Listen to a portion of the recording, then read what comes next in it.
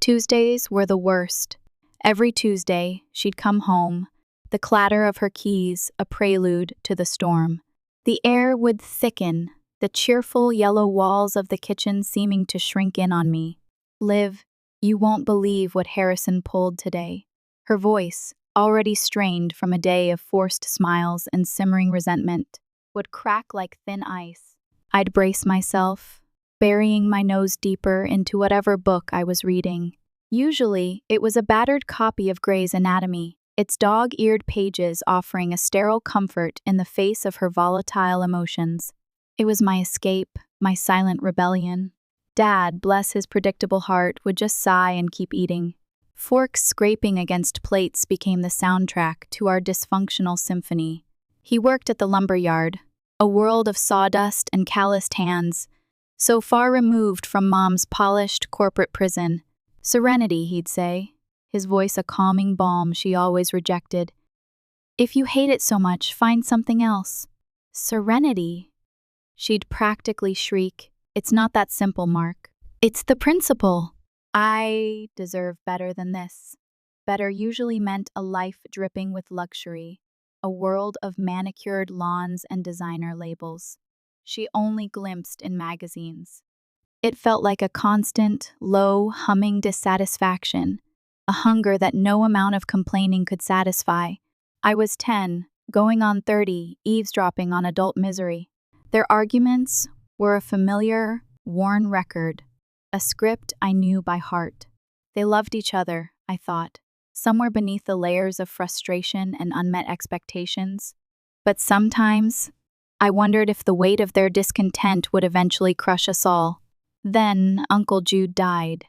I remember the call like it was yesterday. The phone ringing, its shrill sound slicing through the usual Tuesday evening tension.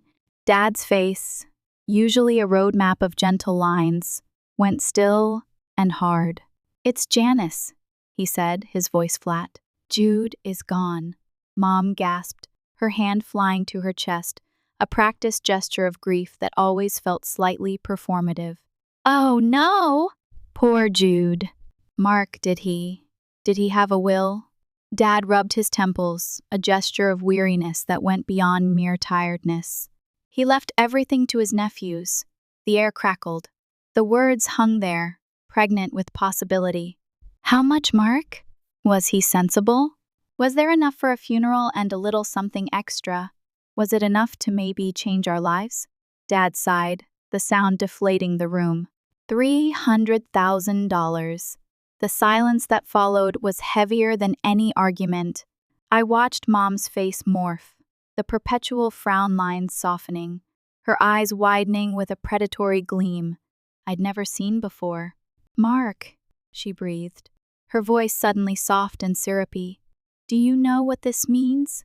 She reached across the table, her perfectly manicured hand closing over his rough one. "We could finally get the lake house. Maybe retire early?" Dad pulled his hand away, his gaze steady and unwavering. "Remember all those times you said you wanted to be free, Serenity? This is our chance." Mom's smile faltered. "What are you saying, Mark?" "I'm quitting the lumber yard," he declared, his voice firm. "I'm starting my own trucking business. I've been researching it for years. This capital, this tragedy will give us the cushion to make it work." Her voice rose an octave. "A trucking company?" "Mark, that's ridiculous." "It's not dignified, and I am far too good to be involved." "You can quit your job," he continued, ignoring her outburst. "You can help me run it. You can be the head of the finances. We'll be our own bosses." Mom's face went through a series of rapid-fire expressions, disappointment, calculation, and finally, a grudging acceptance, tinged with a flicker of hope. "Fine," she said, her voice tight, "but I get to be the head accountant. And when we start making real money, Mark, I want nice things. Real nice things." Dad squeezed her hand, a weary smile gracing his lips. "Deal." That night, I lay in bed, listening to the muffled murmur of their voices downstairs. Jude's death had been a wrecking ball and a lifeline, all rolled into one. I knew things were about to change, drastically, irrevocably. I just didn't know how much, or how much it would cost. The first 3 years were a relentless grind. The scent of diesel fumes and the constant ringing of the phone became the new normal. Dad, fueled by a potent mix of ambition and desperation, worked himself ragged. He was always covered in grease or paperwork, always on the go. Mom, surprisingly, adapted. She handled the books with a ruthless efficiency, her sharp eye for detail keeping the company afloat. She even seemed happier. The constant complaining subsided, replaced by a focused energy. They were building something together. I spent countless afternoons after school at the office, a cramped, noisy space filled with maps, logbooks, and the constant chatter of CB radios. I watched them bicker and collaborate, their roles evolving, their relationship shifting. It was chaotic, exhausting, and strangely exhilarating. But then, almost exactly 3 years in, everything shifted again. The business hit its stride. Contracts multiplied, the trucks ran day and night, and suddenly, we were swimming in money. We moved from our modest house to a sprawling monstrosity in the estates, as they called the expensive part of town. Dad bought matching Mercedes, one silver, one pearl white, parked in the driveway like trophies. But the biggest change wasn't in our surroundings, it was in Mom. "I'm done, Mark," she announced one morning over breakfast, a glint in her eye. "I'm quitting the company. I don't want to work anymore." Dad barely blinked. He'd probably seen it coming. "Okay, Serenity. We'll hire another accountant. Whatever makes you happy." I nearly choked on my cereal. "Just like that?" Mom smiled, already scrolling through her phone. "Oh, look! Meredith just got back from Gestad. I simply must call her." Meredith was one of Mom's new friends, a coterie of wealthy women who seemed to float through life on a cloud of champagne and designer clothes. Her old friends, the ones who'd shared potlucks and PTA meetings, began to fade from her life, replaced by these polished, impeccably groomed strangers. While Mom was reinventing herself, I gravitated towards Dad. I started spending more time with him at the office, trying to understand the intricacies of the business, the routes, the regulations, the constant pressure to stay ahead. "Dad," I said one afternoon, watching him pore over delivery schedules, what if I don't want to run the company when I grow up?" He looked up, surprised, but his expression wasn't disappointed. It was almost relieved. "Really, Liv? What do you want to do?" I hesitated, suddenly self-conscious. I think I want to be a dentist." His face lit up. "A dentist? Tell me more about that." And I did. I told him about the biology classes I loved, about the intricate beauty of the human body, about the challenge of fixing things, of restoring smiles. I told him about my dream of opening my own practice, of helping people. He listened intently, asking questions, showing genuine interest. It was the kind of focused attention I rarely receive from Mom anymore. Mom, meanwhile, was barely home. She was always jetting off somewhere exotic, Aspen, Cannes, Bali, with her new friends. The stories she brought back were filled with lavish parties, glamorous people, and a casual disregard for anything resembling responsibility. "Mom, can I come on your trip to Italy next month?" I asked one day, watching her pack yet another suitcase. She didn't even look up. "Oh, honey, no. These trips are my time to get away from, well, everything." She waved her hand dismissively. "When you're older, you'll realize how exhausting family life can be." I wanted to point out that she didn't actually participate in family life anymore. She was too busy recovering from it. But I just swallowed my anger and walked away. What was the point? The mother who used to braid my hair and help me with my science projects was gone, replaced by this glittering stranger who cared more about her Birkin bag than her own daughter. High school graduation came and went, a blur of speeches and photographs. And before I knew it, I was packing my bags for dental school in another state. Dad helped me move into my dorm, setting up my room with the same meticulous care he applied to everything in his life. He made sure the bed was perfectly made, the posters were straight, the desk was organized. He wanted me to feel settled, comfortable, home. Mom didn't come to help. She was in Monaco with her friends, celebrating someone's birthday on a yacht. Every Sunday at 7:00 p.m., I'd call home. Dad would appear on screen immediately, his face beaming, eager to hear about my classes, my new friends, my life in this strange new place. He'd lean close to the camera, hanging on every word about teeth and bone structures. Mom, when she bothered to join the calls, would hover in the background, usually scrolling through her phone. It became our routine. Sometimes she wouldn't show up at all, and those were my favorite calls. Just Dad and me, talking about everything and nothing. Then came the call that shattered everything. Liv. Dad's voice was different that Sunday. Thinner, weaker, strained with an emotion I couldn't quite place. I need to tell you something. I knew, instinctively, that whatever was coming wasn't good. But nothing could have prepared me for the words that followed. It's cancer! And it's aggressive. The world tilted on its axis. What? No! That's impossible. You're healthy. He cut me off gently. 6 months, maybe less. I choked back a sob. No! We can fight this. There are treatments. I'm selling the company, he interrupted again, his voice regaining a sliver of its old strength. Neither you nor your mother could run it, and I want everything settled. Before. He didn't finish the sentence. He didn't need to. Those 6 months were a blur of frantic phone calls, tearful visits home, and desperate attempts to juggle school with the agonizing reality of my father's rapidly declining health. I tried to absorb every moment, every memory, every lesson. I held his hand through chemo treatments, listened to his stories about the early days of the company, and watched old movies with him on the couch, his breathing becoming shallower with each passing day. He sold the company quickly, thankfully, to a competitor who saw its potential. At least he didn't have to worry about that in his final weeks. Mom, meanwhile, fluttered around his hospital bed, playing the part of the devoted wife whenever anyone was watching. She brought him flowers, read him excerpts from trashy novels, and dabbed his forehead with a damp cloth. But I saw the cracks in her performance. I caught the calculating look she'd give the nurses when they administered his medication, the way she'd surreptitiously check his business papers when she thought no one was looking.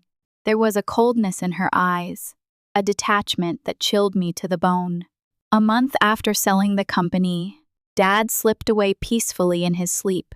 I was holding his hand when it happened, his grip loosening slowly, his breathing fading into silence. Mom was at a spa, getting a much-needed facial. The funeral was a carefully orchestrated production. Mom sobbed dramatically, clutching at the arms of her perfectly coiffed friends, barely able to stand in her designer black dress and tastefully subtle makeup. She looked the perfect picture of a grieving widow. But the moment the last guest had left, it was like someone had flipped a switch. She straightened up, wiped her eyes with a tissue, and walked to the nearest mirror to reapply her lipstick. Well, she said, her voice suddenly businesslike, that's done. Now we need to talk about the money. I stared at her, unable to comprehend the callousness. Mom, Dad just died.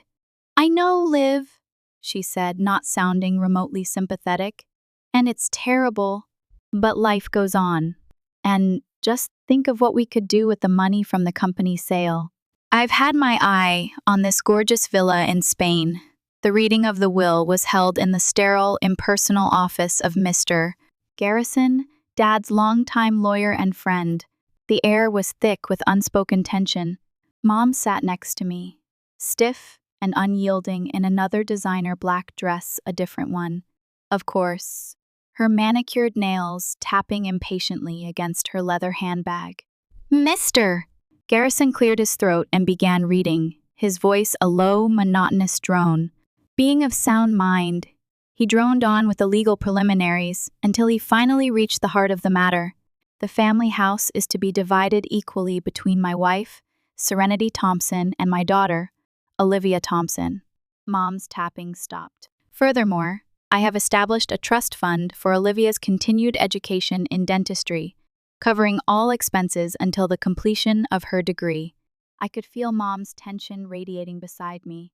The remaining assets, including proceeds from the sale of the business, are to be divided as follows: 60% to my daughter, AmITheA Thompson, and 40% to my wife, Serenity Thompson. The tapping resumed, faster now, almost violent. "This is ridiculous!" Mom burst out before Mr. Garrison could continue. "There must be some mistake. Mark would never." "There is no mistake, Miss S. Thompson, Mr.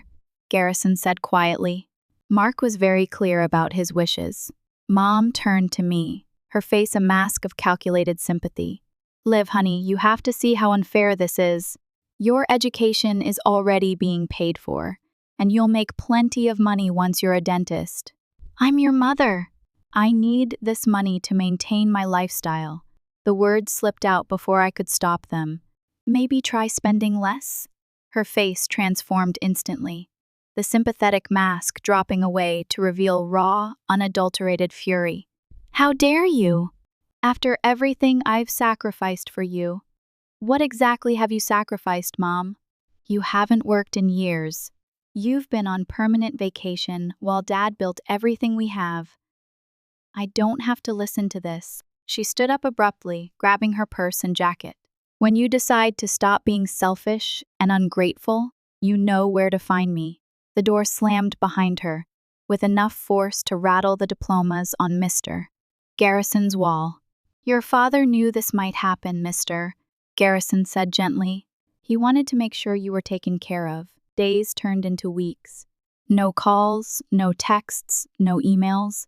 The silence was deafening, but also strangely peaceful. I threw myself into my studies, trying to make Dad proud, trying not to think about Mom's reaction, or what it said about her, about us. "She'll get over it," I told myself as I reviewed dental anatomy late into the night. "She'll calm down eventually." But deep down, I knew something had broken in that notary's office. Something that had been cracking for years. And unlike the broken bones and damaged teeth I was learning to fix in school, this wasn't something that could be mended with study or skill or science. One day, I was taking a study break, mindlessly scrolling through social media, when I saw it. At first, my brain couldn't process what I was looking at. Mom, tanned and glowing, wrapped in the arms of a man who couldn't be more than 30. The caption beneath the photo stopped my heart. "Finally married to my soulmate. Feeling so blessed. Love wins #finding my happiness #forever." My phone slipped from my numb fingers. "Married? Without telling me?" I tried calling her immediately, my hands shaking so badly I could barely hit the right numbers. Straight to voicemail, of course. That night, I couldn't sleep. The image of them together kept playing in my head, along with 1,000 unanswered questions. Who was he? How long had this been going on? And how could she do this to Dad's memory? To me? By morning, I'd made up my mind. I packed a small bag and caught the first flight home. The house looked exactly the same as when I'd left it after the funeral. Dad's rose bushes still perfectly trimmed, his favorite armchair visible through the living room window. The only difference was the shiny red Porsche parked in the driveway. That definitely hadn't been there before. Mom opened the door wearing a silk robe I'd never seen before, her surprised expression quickly turning to anger. "Liv! What are you doing here?" Her voice was ice cold. "I saw your post," I managed to say, my voice trembling. "You got married." "Without telling me," she scowled. "It's none of your business. You weren't invited here. I have no need to justify myself to you. Why are you here anyway?" I stepped towards her. "I'm here because my mother, your wife, just died 3 months ago, and you're already married." Before she could slam the door, a man appeared behind her, the one from the photo. Up close, he looked even younger, his face smooth and unlined, his eyes holding a shallow kind of charm. "Babe, who is it?" he asked, wrapping an arm around her waist. "Nobody important, Brad," Mom replied, her voice dismissive. "Just my daughter, who doesn't know how to call before showing up." I felt like I'd been slapped. "Your daughter? Who didn't even know you got married?" "My personal life is none of your business," she said, lifting her chin defiantly. "None of my business? Dad's only been gone 3 months." She laughed, a harsh, brittle sound that held no humor. "Oh, sweetie, Brad and I have known each other for years. Why do you think I took all those Oslo vacations?" Those business trips were very often not really business. Those trips were boring. "Brad made them very interesting, didn't you, darling?" He smirked, pulling her closer. I felt sick. "How could you do this to Dad?" Her voice was barely a whisper. "Your father was boring," she shot back, her voice laced with venom. "Always work, work, work. Brad knows how to have fun. Now I suggest that you go before I call the police." "This is my house now, and you're not welcome here." "This is half my house," I reminded her. "Dad left it to both of us." "Get out!" she screamed, her composed facade finally cracking. "Get out of my house. Go back to your precious studies and your perfect little life that your father bought you. You're just jealous that I have a new love, someone who knows how to care for me and not take me for granted." I backed away, tears blurring my vision. The last thing I saw before the door slammed was Brad pulling Mom into a kiss, both of them laughing. I made it to my rental car before the sobs came. All those trips, all those times she said she needed breaks from the family. How long had she been living this double life? How long had she been betraying Dad? Betraying us? Another month passed. I was in the middle of a dental anatomy class when my phone buzzed. "Miss S. Henderson," our old neighbor, was calling. That was odd. She never called. We barely even spoke these days. "Liv, honey," her voice was hesitant. "I thought you should know. There are moving trucks at your house. Your mother is selling it." The words didn't make sense at first. "That's impossible. The house is half mine." "Well, there's a sold sign in the yard and they're clearing everything out." My hands were shaking as I dialed Mom's number, expecting the usual silence. To my surprise, she answered on the first ring. Well, if it isn't my studious daughter," her voice dripped with sarcasm. "Mom! What's this about selling the house?" She laughed, a sound that sent chills down my spine. "Oh, that? Yes. Brad and I got a fantastic price for it. We're moving to Mexico. The weather's so much better there. You can't sell the house," I said, trying to keep my voice steady. "It's half mine. Dad left it to both of us." "Funny thing about that," she said, sounding almost gleeful. "It turns out it's pretty easy to forge a signature. Just a few practice runs, and voila, the house is sold." The world tilted sideways again. You forged my signature, Mom?" I was barely able to get the words out. "Mom, that's fraud. That's a crime." "Oh, please," she scoffed. "If you hadn't been so selfish with your father's money, I wouldn't have had to do this. Brad and I deserve to enjoy life, now that your father's is gone. It's what he would have wanted. He always wanted to protect you, to give you everything, to see you happy and prosperous. Speaking of which, I just bought him the most gorgeous Jaguar. He's so happy with it. He's happy with your money, Mom. That's all he cares about." "You little brat," she spat. "You're just jealous because I have a gorgeous young husband who adores me while you're all alone with your boring books and your little dental tools. It makes me feel so much better." "What do you know about love?" "I know Dad loved you," I said quietly. "He loved you for 30 years. And this is how you repay him?" Her voice, still dripped in sarcasm, cut deep. "Your father," she laughed again, harsher this time.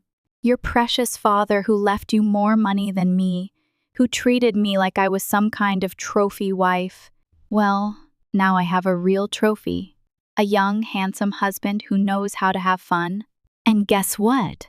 We don't care about your American laws in Mexico. We don't care about you, or your inheritance, or anything else. We're going to live the life I deserve. Mom, please. Face it, Liv. You're just a sad, lonely little girl who's jealous of her mother's happiness. I have the best of everything, and you have nothing but your studies and your daddy issues. When was the last time you even had a date? Too busy playing with teeth to have a real life, aren't you? Before I could respond, the line went dead. I sat there in the empty classroom, my phone still pressed to my ear, listening to the silence. My mother had just admitted to committing fraud. She had stolen my inheritance, my home, everything I had left of Dad, and she was proud of it.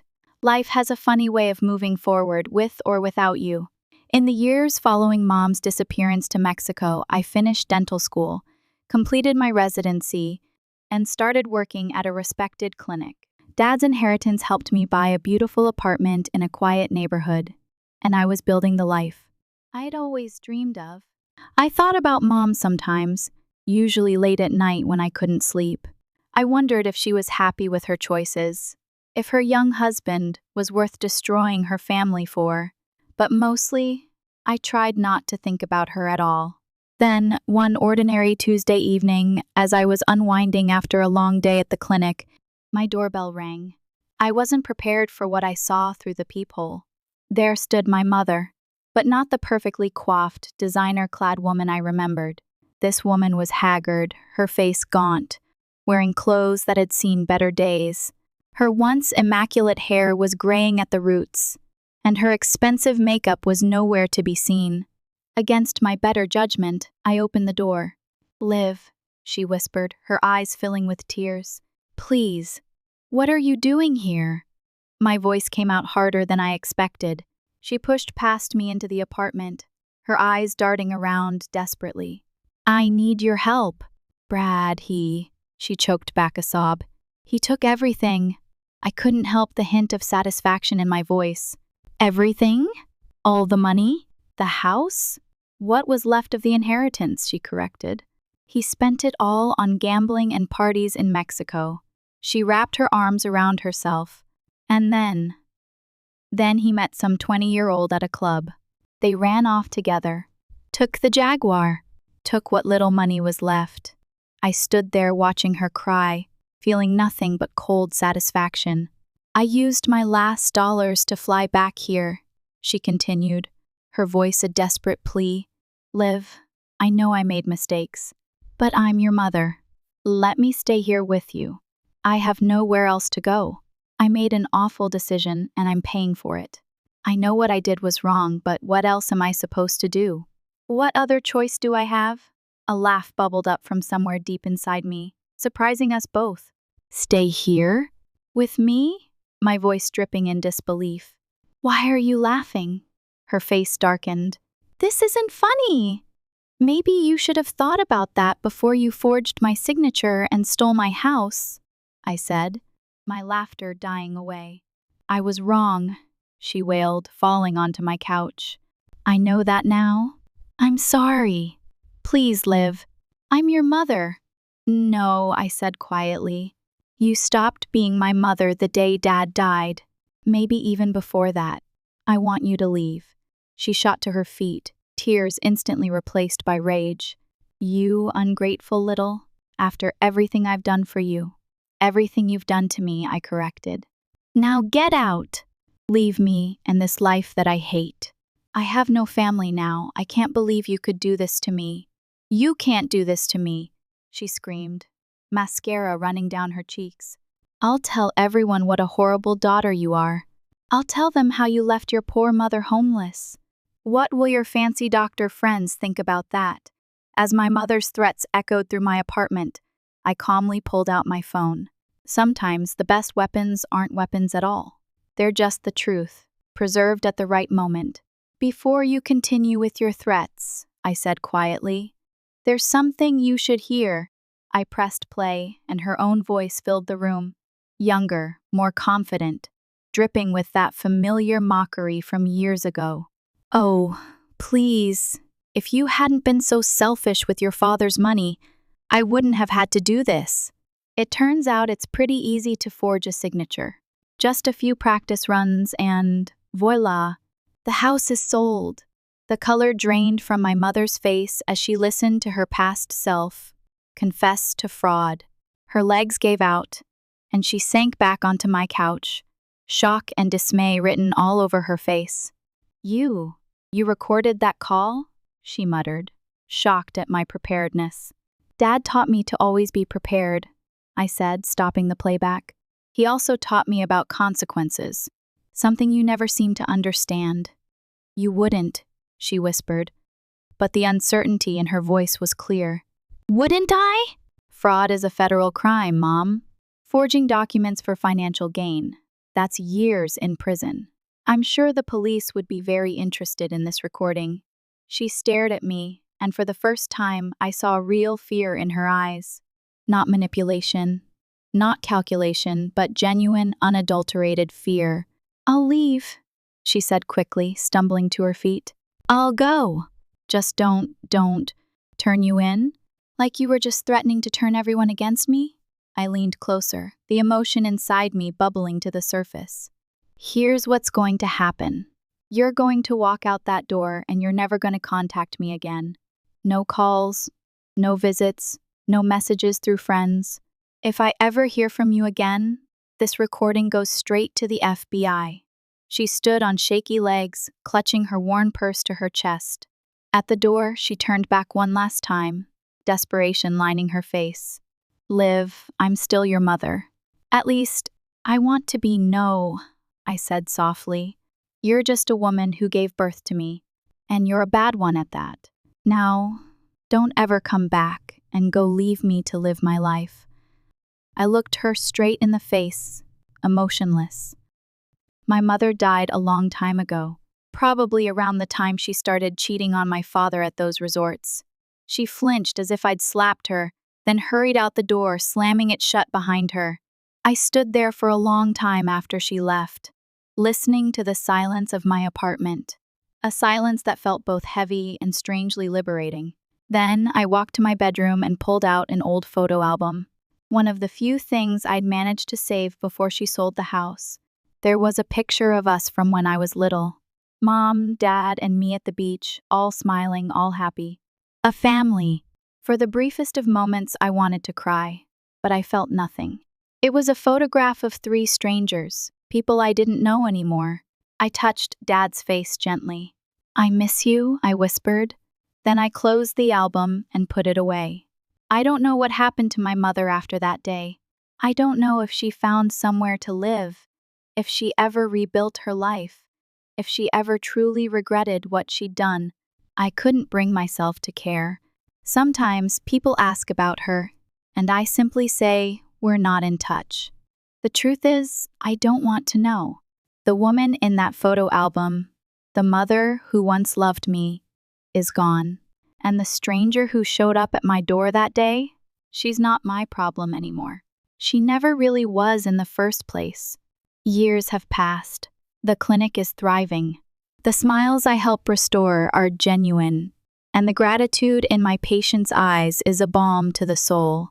I've built a life for myself, a quiet, fulfilling life centered around purpose and connection. I have good friends, a comfortable home, and a sense of peace that eluded me for so long. I still think about Mom occasionally, not with anger or resentment, but with a detached curiosity, like she's a character in a book I once read, a story that ended long ago. Sometimes I imagine her, adrift in Mexico, a faded beauty clinging to the remnants of a life that never truly belonged to her. I wonder if she ever understands the magnitude of her choices, the depth of the damage she inflicted. And then I remember Dad, his steady gaze, his quiet strength, his unwavering belief in me. I remember his words, whispered in the hospital room, his hand clutching mine. Be strong, Liv. Be true to yourself. Don't let anyone dim your light. And I realize that I have a choice. I can dwell on the bitterness, the betrayal, the pain, or I can focus on the healing, the growth, the possibility of a brighter future. One day, a new patient walks into my clinic. a young woman, nervous and self-conscious, her smile hidden behind a hand. She tells me her story: poverty, neglect, years of untreated dental problems. As I examine her teeth, I see not just decay and damage, but a reflection of my own past, a reminder of the pain and hardship that can shape a life. And in that moment, I know what to do. I spend hours working on her smile, meticulously cleaning, filling, and restoring. I give her not just new teeth, but a new sense of confidence, a renewed belief in herself. When she finally looks in the mirror, her eyes widen, and a genuine smile spreads across her face. "Thank you," she whispers, tears streaming down her cheeks. "You changed my life." And in that moment, I realized that Dad was right. My light hasn't been dimmed. It's grown stronger, brighter, fueled by the very experiences that threatened to extinguish it. The past may always be a part of me, a scar that serves as a reminder of the pain I've endured. But it doesn't define me. It doesn't control me. I am Olivia Thompson, dentist. I am a survivor, and I am finally, truly free. I pick up the dental tools, feeling their familiar weight in my hand. There's a new patient waiting, a new smile to create, a new story to help rewrite. And as I walk into the operatory, I feel a sense of purpose, a sense of hope, a sense of peace that surpasses all understanding. I am filling the void, one smile at a time, and in doing so, I am finally filling the hole my mother left behind. I place my hand on the doorknob, twist it gently, and enter the operatory, ready to meet my next patient. Ready to do good, ready to make a difference. Because that's what my father would have wanted, and that's what I, Olivia Thompson, plan to do.